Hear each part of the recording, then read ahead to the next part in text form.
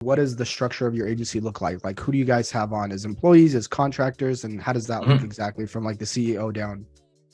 So funny enough, like as we just wrapped up agency founders at the beginning of January, um, ended up joining like Eddie and Ashton for like one-on-one consulting, pretty much. Okay. And like one of the biggest things that they've implemented so far, or that we started implementing, is like an actual organization chart, because I didn't have that before, in terms of who does what, where we want to be, even by the end of the year in terms of the size of the team, et cetera.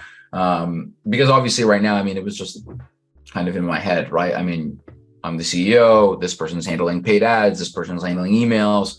I mean, it's kind of in my head, but now it's really sort of like helped me to sort of build an organization chart, in terms of, again, not only where we are now, but where we want to be working our way backwards from revenue, and just seeing like, okay, if we want to be making 250K a month, whatever the case may be, what does that team actually look like? How big does the team need to be to handle that extra load of clients or those extra services, depending on how we're going to get there.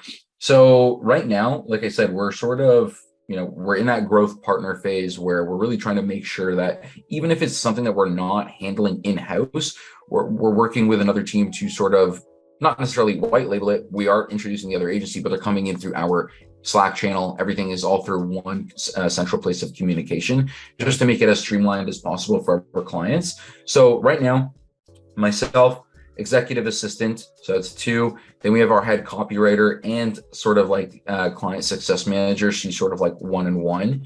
And again, we're really starting to sort of differentiate these roles a little bit further, so that way we can have the team act a little bit more efficiently. And I'll get into that in just a minute, because it gets a little bit of a cluster right now, just because there's so many different services.